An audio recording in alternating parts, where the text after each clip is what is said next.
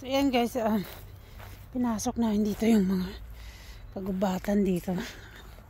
Puro puno, ayan. Diba? Puro siya pine tree.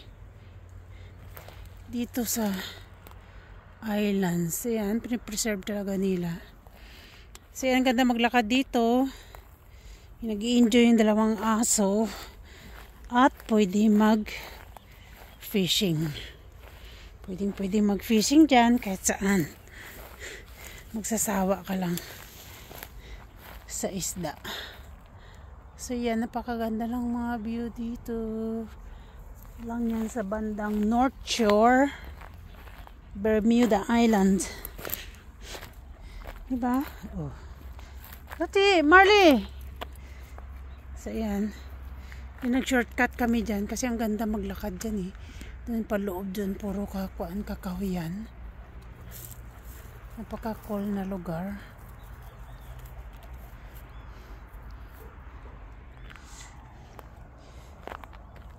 So yun dahil mga jack dito eh, sa mga snapper, yung mga malaking isda. So yun yung mga line nga nila, niwan nila dyan. Oh. Tapos merong bahay dyan. Oh, di ba ang ganda ng view niya? Di ba ang ganda dito, Marley? Tapos dyan yung sunset mamaya. Oh, ang ganda ng sunset view mamaya. Kita. Dito yung magandang spot pag manood ng sunset. Ayan, napaka-sharp yung mga kuan dito, bato. Oh, di ba? Napaka-cool ng tubig.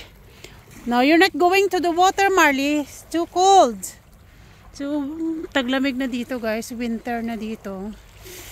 Kaya, yan. Hindi na tumalon si Marley sa dagat kasi alam niyang malamig. So, dito yung mga fishing spot.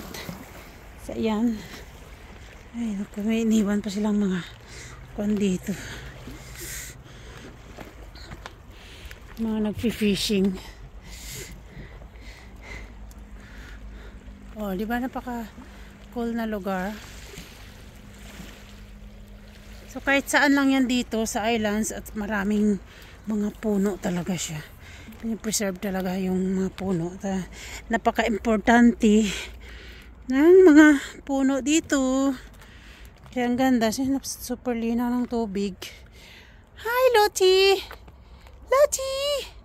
Yan, binitawan ko siya. May dilis. Pinambol yun eh. Baka makerel yun. Tumatalon mga dilis. Or jack. So yan, pinakawalan ko si Lottie para makagala-gala naman. Pero ito si Marley. Katali lang yan dahil tumatakbo yan eh. Tinatakasan ako. Right, Marley? Tinatakasan mo ako pag pinapakawalan ka. Come on, Lottie. Come on. Come on right there.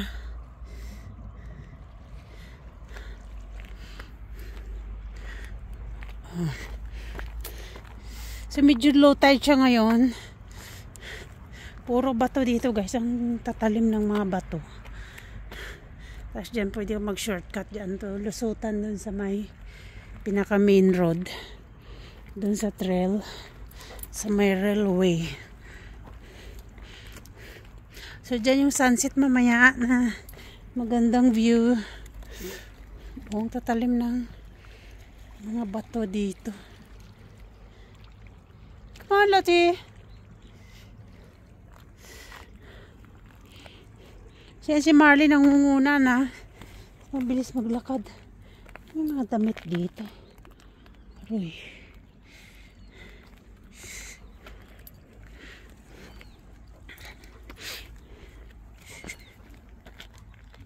Ow! So yan, lusutan yun doon guys. Sa kabila yun yung bridge na hindi pa tapos. Ilang taon na yun nakatiwangwang. So ang ganda maglakad ng aso dito. Yung mga tao. Napaka cool. Nalalakarin. Dito sa island. Diba? Napakatahimik ng tubig ngayon. Ng dagat. So, dyan yung sunset mamaya. daing mga corals. So kitang-kita mo talaga yung coral sa ilalim. Check natin. Yan, malis sandali. So yan, yung daan pang madilis. Oh, yan. So yung mga corals, oh, kitang-kita. Sa sobrang linaw ng tubig. Napakalinis. Yan, wala talaga siyang dumi kasi disiplina talaga dito yung mga tao sa island. So napakalinis at saka tourist spot yung island, kaya ganun dinadayo. Yan, paikot lang dito. Puro pine tree yung puno dito eh, ano? Pine trees. Dali ka na, puntahan natin doon sa kabila.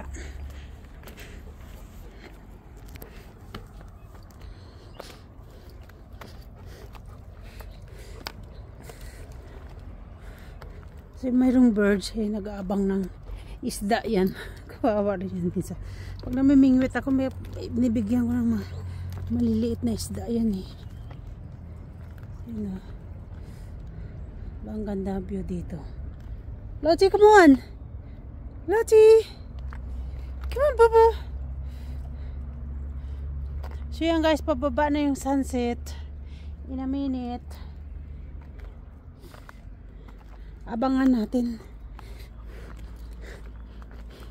Sobrang low tide. Ayan, nakakuha na ng tubig dito. Halos mahubas na.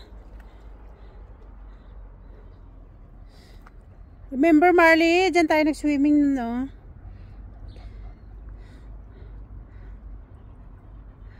So the sunset's going to bed now, Lottie and Marley. So doon lang yung work ko. Malapit lang. 5 minutes. 3 to 5 minutes drive. Come on.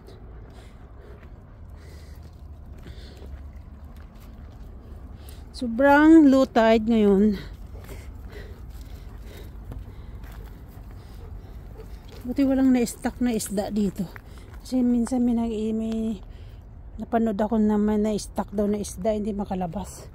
Kaya yung naglalakad, pinalabas na lang niya lahat. Mga jack yun eh, yung lison. Ay yung tawag dun sa atin.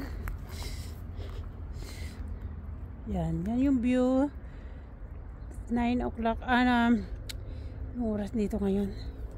Magpa 5 o'clock na dito ng hapon. So yun lang guys. Yun, bumaba na yung sunset.